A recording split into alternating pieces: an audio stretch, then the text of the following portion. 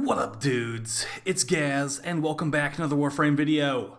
So, we have some important information today, at least important in my opinion, where we've got the official announcement of the next Prime access with the weapons and all that. We already knew it was coming, but the official announcement with some additional information about how easy it's going to be to farm this Prime access this time. So, we'll be going over the official announcement today, and also talking about some clarification on some things involving Plague Star, because this would be a really easy Prime access to farm, and if you have time around September 8th to play this game, your account's gonna be sitting real pretty for a while if you got the time to farm. Hopefully I have the time to farm.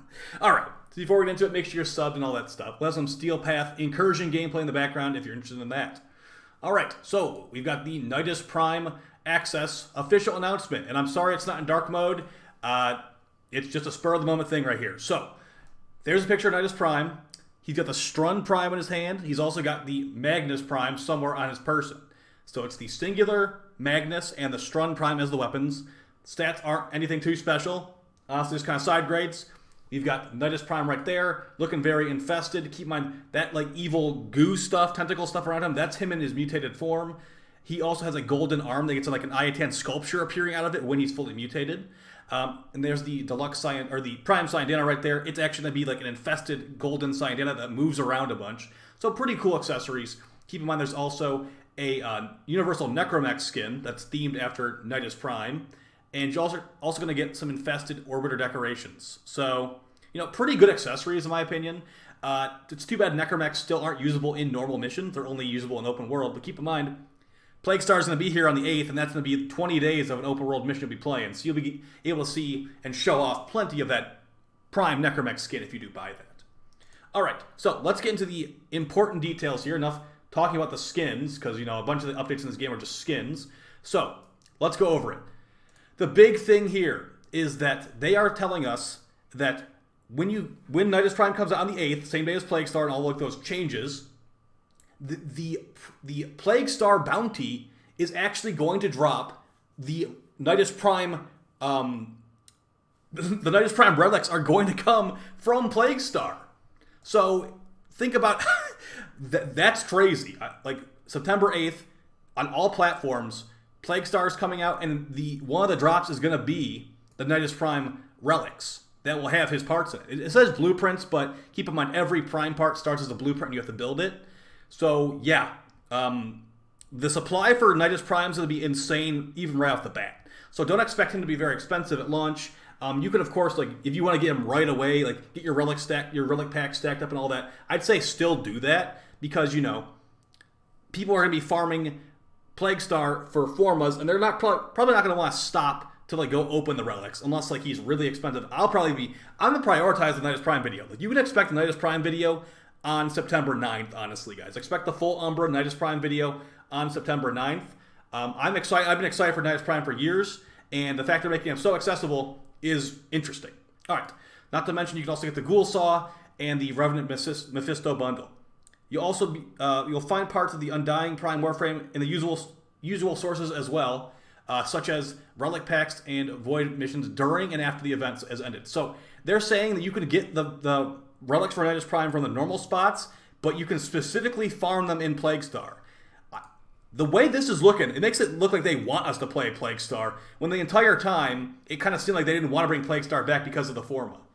Am I going to be a crazy person speculating they're going to add a rep cap to Plague Star? I hope not, because that was one of the best parts about Plague Star before, was there was no rep cap. You could run the mission over and over again as long as you have time. And get as many formas as you want. If they add a rep cap, that would be very shocking, honestly. But there's people saying they might do that. It's just speculation, of course. Going over the rest of the stuff here, we've talked about the Strun Wraith, or I keep calling it the Strun Wraith, the Strun Prime, and we haven't talked about the Magnus Prime much because, honestly, here's my speculation for the Magnus Prime.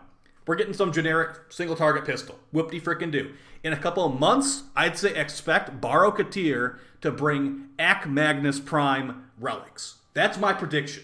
I don't see them wasting another Prime Access weapon slot on the Ek Magnus Prime. So I just say you can pretty much expect it to come from Baro.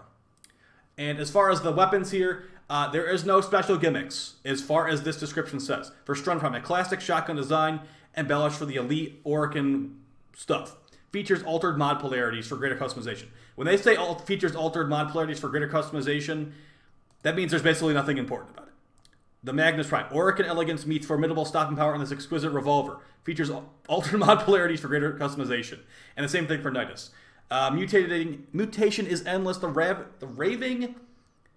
raving plague bearer returns in a long unseen form, seething with a primal strain of the infestation. Features altered mod polarities for giving us $50, please. Honestly, this Necromech skin looks sweet.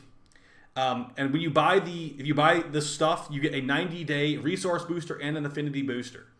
And keep in mind, when Nidus Prime comes out on September 8th, Atlas Prime, Techo Prime, and Death Cube Prime will all become vaulted. So what that means is that their relics no longer drop in game. Not exactly the most important items to be losing. Like, I don't really care that much. But Death Cube Prime is definitely one of the better Sentinels. And the Death Cube Prime Sentinel weapon, the Death Cube Prime rifle, is honestly like top 3 Sentinel weapons in the entire game. So maybe that's, like, honestly, it was funny when Atlas came out. The highlight of that was the Death Cube Prime rifle, hilariously. Techo Prime is actually a good melee weapon as well.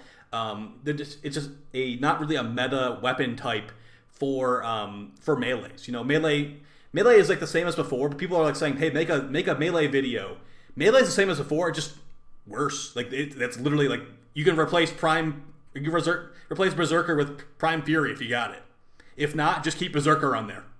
Nothing has changed. It's just weaker than before. So yeah. As far as other stuff, guys, I want to correct one of my previous video on Plague Star preparations.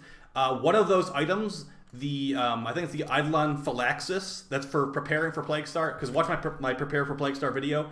That does actually, you cannot currently farm that. You have to actually wait for the event vendor to come back in the cock to buy that blueprint from her. So you buy that, and then you can start ranking up with her.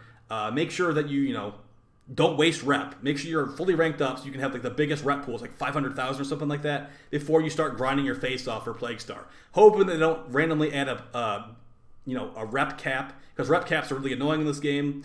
And they're like, oh, we're saving the players from themselves. We haven't had Plague Star for 2 years, so that if you add that, expect Titanic waves to occur, okay? Because I'm not the only one that's been waiting for Plague Star to come back, and I have enough plat to buy Florma, so I'm in a different situation than a lot of other people, okay?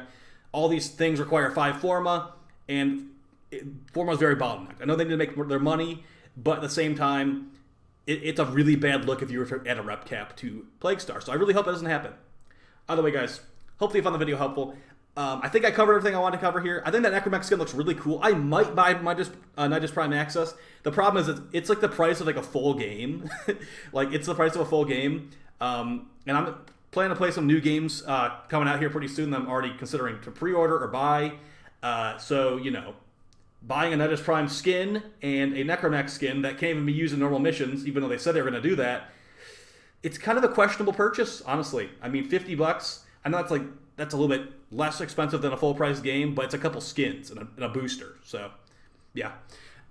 Whatever. We'll see. I'll talk to you guys next time. Hopefully the video was helpful to you. You grind Plague Star a lot. I'll be grinding it a lot. If you want to get the Nidus Prime stuff, it's going to be a great place to farm. And I'll see you on the battlefield. Peace.